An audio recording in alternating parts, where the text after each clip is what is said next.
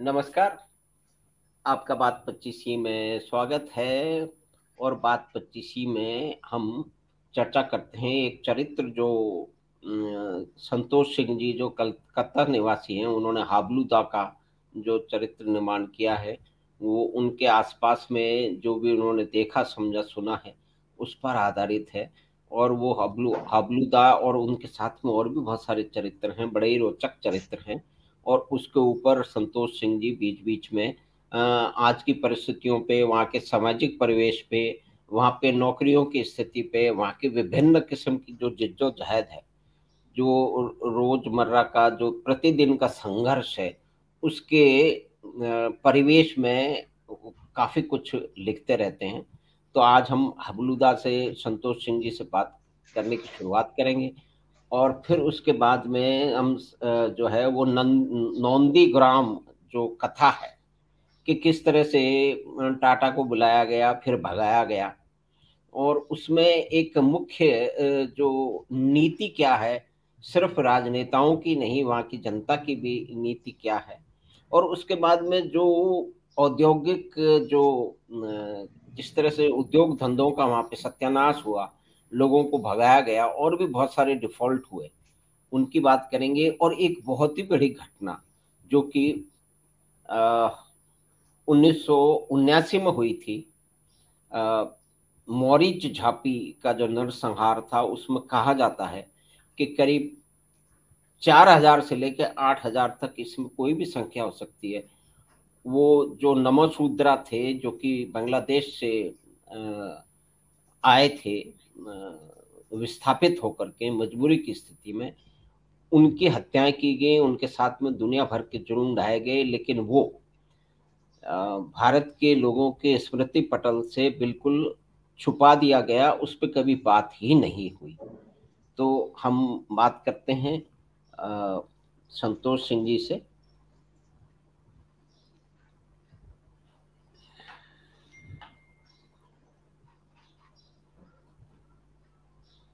नमस्कार। नमस्कार संतोष नमस्कार। सिंह जी, नमस्कार। आपका स्वागत नमस्कार। है। जी जी। ये जो हाबलूदा और जो अन्य चरित्र आपने गढ़े हैं, जो बहुत ही रोचक हम्म, हैं, और वो विभिन्न जी। आयामों से आप उन हम्म, चरित्रों के माध्यम से बहुत सी बातें आप वो हम्म, लिखते रहते हैं। तो उसके बारे में बताइए। और फिर ये जो एक जो सामाजिक मंच है, इसको सोशल मीडिया को हम्म, हिंदीकरण कर लेते हैं, हम्म, कि हाँ इसमें जो बातचीत है, जो कि हाँ। आपने कुछ भी लिखा है, उसको हो सकता है 10,000 लोग पढ़ें, 1,00,000 लोग पढ़ें, हो सकता है 150 भी पढ़ें, 200 भी पढ़ें। जी। तो आप जो लिखा है वो दूसरे लोगों के पास जा रहा है। तो ये संप्रेषण का ये जो हम्म, एक माध्यम तैयार हुआ है, हम्म, हर आदमी के पास में उस बात की अब है कि उसको किसी संपादक के पास नहीं दौड़ना पड़ रहा है, उसको किसी चैनल के हेड के पास नहीं दौड़ना पड़ जी रहा है, जी वो जी। अपनी बात कह सकता है। कह सकते और हैं। इस तरह से बहुत सारे सामने हमारे उदाहरण भी हैं। तो इस हम्म। परिप्रेक्ष्य में आप और हाबलूदा और अन्य विषय जिस पे आप सोचते रहे, विचारते रहे हैं, जो घटनाएँ आपके हम्म, सामने घटी हैं, हम्म, जो वेस्ट हम्म, बंगाल का जो औद्योगिक ढाँचा किस तरह से बिखरा है, और वहाँ पे हम्म, और क्या परिस्थितियाँ रही हैं, और मौरिच हम्म, झापी का जो हाँ हाँ नरसंहार है, तो वहाँ तक हाँ। हम जाएँगे। तो आपका हम्म, स्वागत है संतोष सिंह जी। जी आप जी। बताएँ अच्छा। हाबलूदा के बारे में और अन्य चरित्रों के हाबलू बारे हाबलूदा तो एक प्रतीक है, और इस तरह के बहुत सारे चरित्र हमारे अगल बगल दिखाई पड़ते हैं। और मैं एक्चुअली एक ऐसे इलाके से आता हूँ जो इंडस्ट्रियल सिकनेस का में। एक लिविंग एग्जाम्पल है। किस तरह से एक शहर जहाँ कभी 15-20 बड़े बड़े कारखाने हुआ करते थे, आज वो हुँ, सभी कारखाने प्राय बंद हो चुके हैं। जहाँ कभी इस शहर में, मैं जहाँ रहता हूँ, कश्मीर से लेकर कन्याकुमारी तक के लोग आकर काम करते थे, काम की हुँ, तलाश में यहाँ आते थे।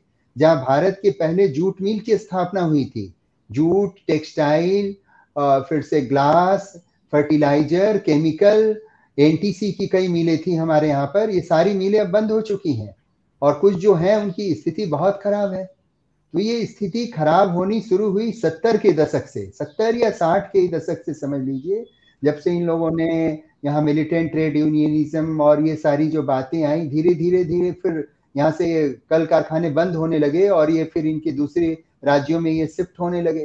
तो इसमें ये हाबलूदा एक प्रतीक है जो जिनका मानना होता है कि राज्य को ही सब कुछ करना चाहिए, हम कुछ नहीं करेंगे, राज्य हमें सभी कुछ, मैंने जन्म से लेकर कह लीजिए मृत्यु तक सारी सुविधाएं हम राज्य से लेंगे, राज्य हमारी पढ़ाई करा दे, राज्य हमें पेंशन दे, राज्य हमारे तरह तरह की योजनाएं चलाती रहे, राज्य से हम लेते रहें और बस अपना कुछ नहीं करना है। शिक्षा के भी नाम पर वही है, शिक्षा के नाम पर, अब शिक्षा मैंने यहाँ पर शिक्षा नहीं है, शिक्षा मैंने अपने लोगों को रोजगार देना और उसमें अपने लोग जो गए अब उनकी यदि सैलरी जो आज वो पाते हैं और उससे उनकी जो प्रोडक्टिविटी को लिंक कर दिया जाए तो आप देखेंगे सैलरी एग्जॉर्बिटेंट सैलरी है उनकी, जब उस तुलना में वो कुछ काम करते ही नहीं, कोई प्रोडक्टिविटी है ही नहीं।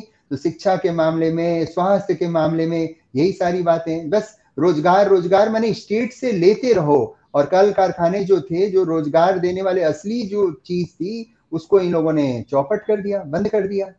अब राज्य को रोजगार दो, रोजगार माने तो राज्य कहाँ से रोजगार देगा? आज तो स्थिति है पश्चिम बंगाल में, समझिए राज्य को जो भी राजस्व मिलता है उसका माने समझिए 96-97% सिर्फ सैलरी और पेंशन में चला जा रहा है, उस पर भी ये खुश नहीं है। अभी कल ही, हाँ जी बोले।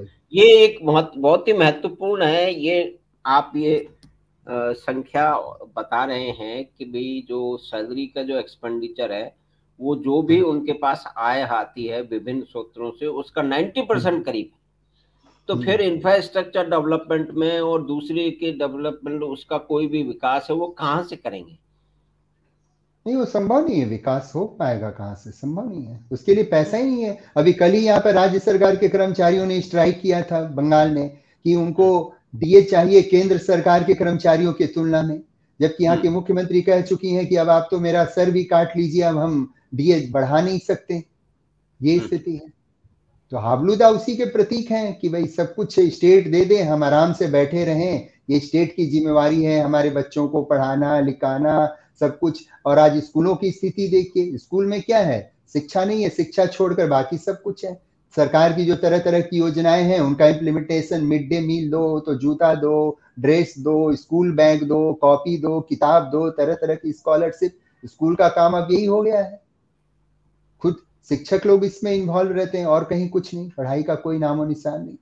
इंडस्ट्रियल सिनारियो इसी तरह से बहुत डिसमल है, यहाँ पर कुछ सर्विस सेक्टर है, प्रोडक्शन का तो कुछ वैसा है नहीं। ऐसे लाख लोग कहें कि हमारे बगल में ही समझिए हिंदुस्तान मोटर की जो एम्बेसडर कार फैक्ट्री है, कभी कितनी बड़ी फैक्ट्री हुआ करती थी, इसमें करीब 15,000 लोग काम करते थे, 15,000, और उसमें आप करीब समझिए मैंने करीब 1 लाख से ज्यादा की आबादी इस पर आश्रित थी, इस फैक्ट्री पर, वहां की पूरी इकोनॉमी, और उसको इन लोगों ने बंद कर दिया। आज भी वो कंपनी बंद पड़ी हुई है, हिंदुस्तान मोटर्स।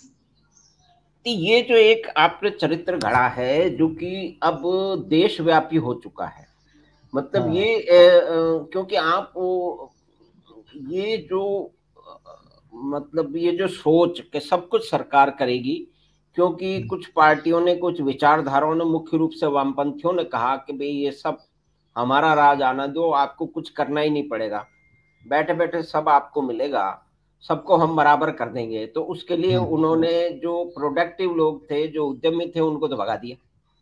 जी जी। तो ये, लेकिन ये अब देशव्यापी हो चुका है। ये ठीक है कि दूसरे जो प्रांत है वहाँ पे इंडस्ट्रियल एनवायरनमेंट अलग है, तो उनकी प्रोडक्टिविटी अलग है, तो वो करते रहते हैं। लेकिन ये जो एक सरकारी नौकरी में घुसने का जो एक पागलपन है, जो एक जुनून है, हाँ। उस जुनून ने एक तरह से इस शिक्षा माफिया जो है ना, कोचिंग माफिया को उसने जन्म दिया है।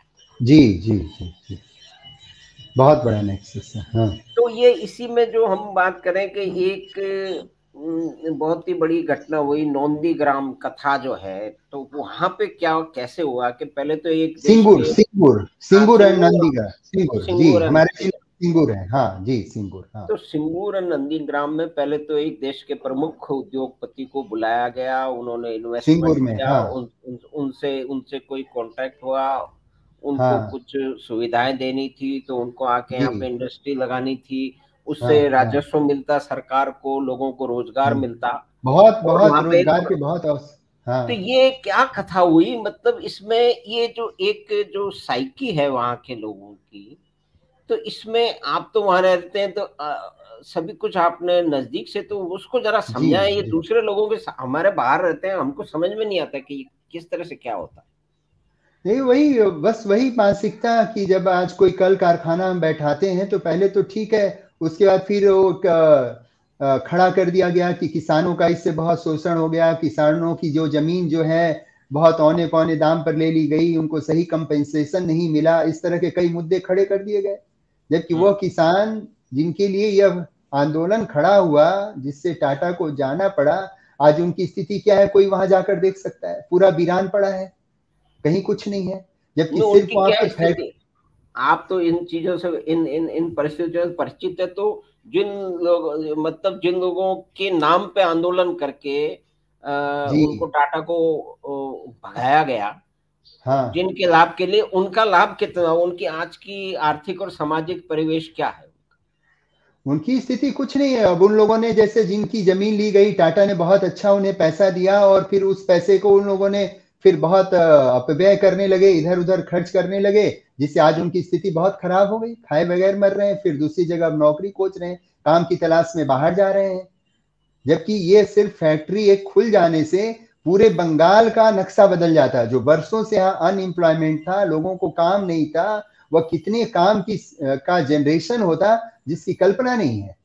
कितने छोटे छोटे तरह के बिजनेस वहां पैदा हो जाते, सब बंद हो गए। जब सिर्फ फैक्ट्री खोलनी थी, वहां कितने बैंकों की शाखाएं खुल गई थी, वो सारी शाखाओं में अब बिजनेस डाउन है, कहीं कुछ नहीं है।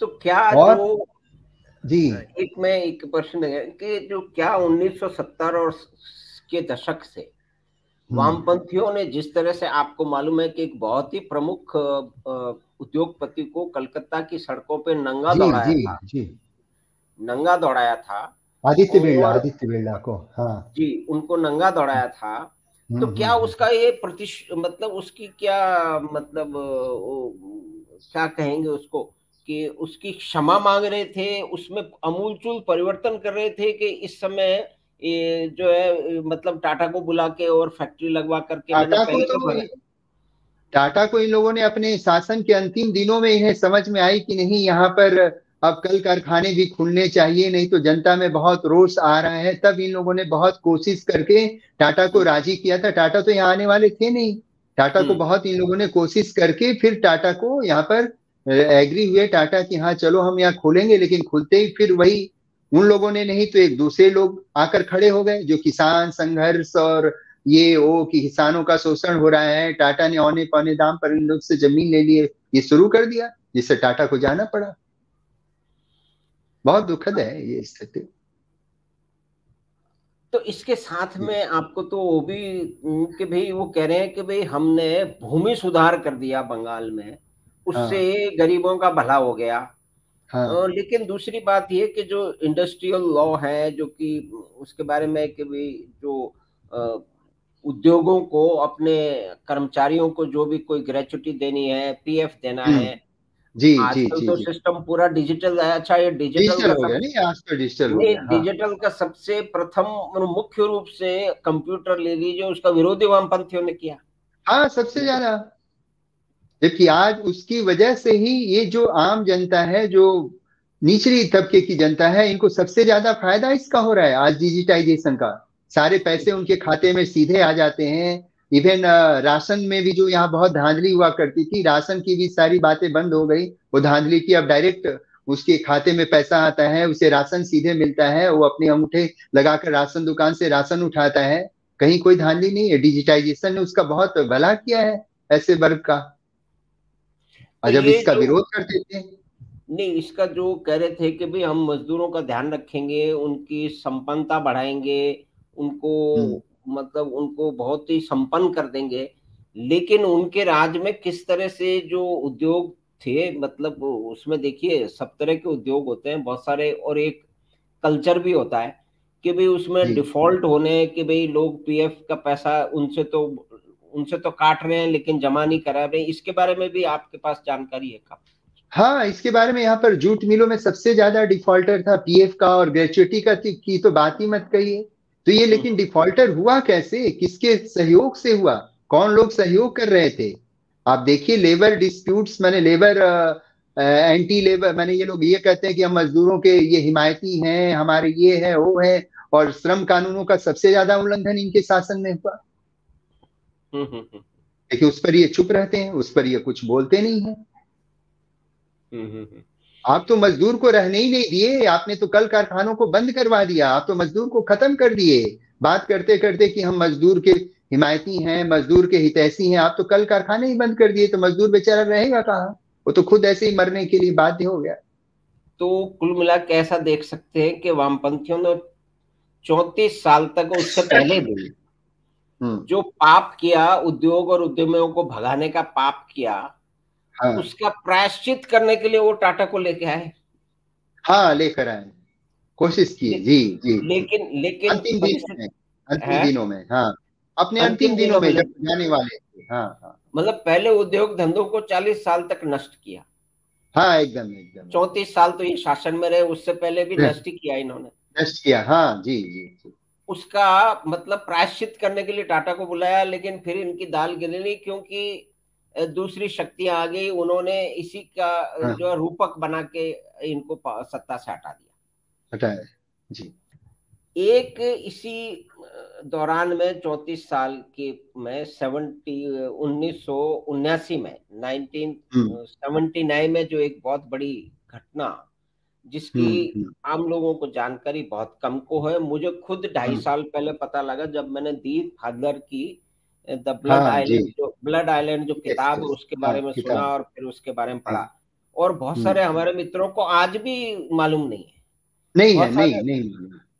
और कम से कम जो बहुत सारे जो कला क्षेत्र से जुड़े हुए हैं, पत्रकारिता से जुड़े हुए, उनको भी नहीं मालूम है। नहीं, मालूम ही नहीं है, और इसकी वो चर्चा भी नहीं करते हैं, इस पर कभी बात नहीं करेंगे। तो ये मरीच झापी में जो एक छोटी सी समरी आप बताएं कि क्या हुआ, कैसे हुआ? मरीच झापी में वो समझिए वहां पर आदिवासियों के ऊपर जो एकदम निचले तबके के लोग हैं उनके ऊपर पूरा उस तरह से बांग्लादेश से मतलब भागे हुए शरणार्थी थे, नमो सूद्राज। हाँ हाँ जी जी जी। उनके ऊपर पुलिस के द्वारा एकदम बर्बर अत्याचार हुआ। और उसमें कहते हैं कि करीब 4,000 से 8,000 तक लोग, हाँ, इतने लोग मारे गए, लेकिन उसकी कहीं कोई चर्चा नहीं है, बात नहीं करेंगे उस पर। आप मरीच झापी का नाम लीजिए तो इस पर ये कभी बात ही नहीं करते हैं कि क्या हुआ था, तो बात करना नहीं चाहेंगे। भाई वामपंथियों का जहाँ शासन होता है वो तो फिर उन्हीं के हिसाब चलता है ना, बाकी आवाजों को तो बंद कर देते हैं, ये तो उनका प्रथम नियम है। जी जी जी जी। लेकिन वहां पे कहते हैं कि भाई इस खबर को, एक तो समय दूसरा था, कोई सोशल मीडिया, कोई इलेक्ट्रॉनिक मीडिया, कोई डिजिटल मीडिया था नहीं, एक अलग तरह का समय था। तो लेकिन आज भी उसकी चर्चा कम हो रही है, मतलब हाँ, आज भी कम है चर्चा उसकी। और हम अपने कई मित्रों को बताते हैं तो सबसे पहले तो कह देते हैं कि यार ऐसा तो कुछ नहीं हुआ, फिर जब एविडेंस जाता है, किताब जाती है, तब फिर वो चुप हो जाते हैं। तो चुप हो जाते अच्छा, आप किसी व्यक्ति से मिल पाए कभी, मरीच झापी के जो विस्थापित थे या वहां से जाए थे, या इस पे मनोरंजन व्यापारी ने भी लिखा है इस बारे में, लिखा है? हाँ हाँ हाँ हाँ हाँ हाँ जी। नहीं, मेरा तो मिलना नहीं हुआ, मैं भी इसी तरह से कई जगह पढ़ा, और ये किताब भी मैंने पढ़ी जिसका आप उल्लेख कर रहे हैं, तो उससे पता चला। लेकिन ये लोग कभी तो इसकी चर्चा करते नहीं थे, मरीच झापी की, आज भी नहीं करेंगे। तो आप भी कोई ऐसा वो बनाइए कि जहाँ हबलूदा और वो जो कोई जो है उससे मरीच झापी की बात करता है, और वो हबलूदा वो बोल देते हैं कि ऐसा कुछ भी नहीं हुआ, सब जो है वो र्यूमर है, सब र्यूमर। हाँ हाँ जी जी जी। तो वो उसमें करिए। तो इसको आप पुस्तक के रूप में भी लाने की आपकी योजना है आपने? हाँ जी, सोच रहा हूँ। आप जैसे वेल विशर्स और इस तरह के और भी कई लोग मुझे कहते हैं कि इसे पुस्तक आकार में भी दीजिए। काफी मैं पिछले लॉकडाउन पीरियड से ही लिख रहा हूँ, विभिन्न तरह की घटनाएं जो अपने उसमें, एक रक्तिम सर भी हैं, रक्तिम सर, रक्तिम सर। तो ये सारे नाम जो हैं ये बड़े प्रतिनिधि नामकरण किया आपने। हाँ कुछ जी सर। विशेष चरित्रों का, उनकी विचारधाराओं हाँ का, उनके हाँ हाँ हाँ। क्रियाकलापों का। तो कलापों ये का आप जी इसमें आपको शुभकामनाएं कि ये कार्य जी शीघ्र जी हो। और जी जी जी हबलू दाग के बारे में और रक्तिम सर के बारे में फिर अलग से जो आपने लिखा है उस जी पे जी चर्चा करेंगे। आप चाहें तो जी आप उसका वाचन करें, या जी हम कर लेंगे, और उसको जी हम जी चर्चा अगली उसके अंदर अवश्य जी करें। जी जी जी जी जी। तो संतोष सिंह जी, आपका बहुत बहुत धन्यवाद कि आप बहुत बात बहुत परिस्थिति धन्यवाद, पे नमस्ते। पधारे, और आपने हाँ। एक नहीं, पूरा, आपने अपना बहुमूल्य समय दिया, इसके लिए भी बहुत बहुत आपने आभार आपने भी आपका। दिया कि एक जो है, एक एक परिप्रेक्ष्य आपने दिया कि किस तरह से बंगाल का औद्योगिक ढांचा बिगड़ा, और किस तरह से क्या क्या हुआ, और किस तरह से हम्म, गड़बड़ियां हुई, और जी एक जी। मनस्थिति जो है वहां पे उसका निर्माण बहुत से कारणों से हुआ, हम्म, जो आज भी हम्म। चल रही है, उसमें सुधार की कोई संभावना नहीं है। नहीं वहां के नहीं लड़के नहीं। बच्चे जो है वो पढ़ लिख के शायद बाहर ही जा रहे हैं, वहां पे तो उनके हाँ, पास बाहर ही जा नौकरी। रहे हैं, बाहर जा रहे हैं, हाँ हाँ, बाहर जा रहे हैं, बाहर जा रहे हैं। तो लोग अपने बच्चों को बाहर जा रहे हैं और ये मान रहे हैं हाँ, कि यहाँ तो सब कुछ नष्ट हो चुका है। हो चुका लेकिन है वो जी। नष्ट किसने किया है, उस जो है उस प्रेत को वो पहचान नहीं रहे। पहचानते हैं लेकिन उसको स्वीकारते नहीं है, स्वीकारेंगे नहीं।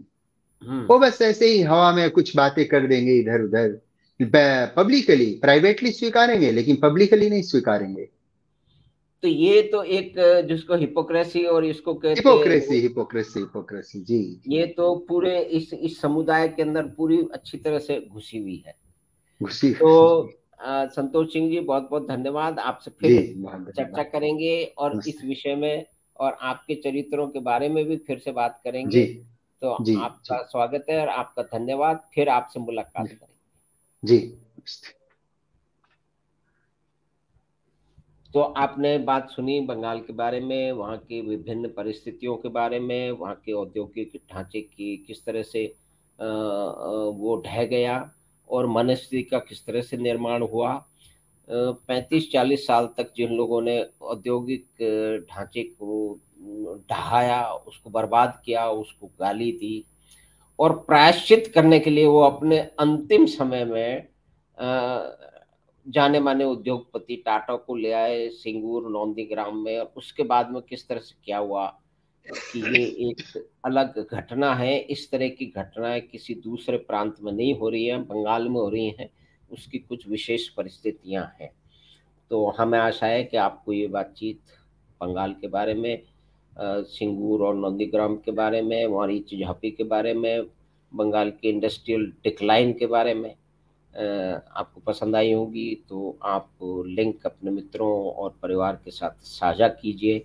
हम आपसे फिर शीघ्र ही मिलेंगे, और संतोष सिंह जी को भी फिर से आमंत्रित करेंगे। उनके जो बहुत ही रोचक चरित्र हैं, उन पे एक एक करके बात करने के लिए। धन्यवाद। नमस्कार।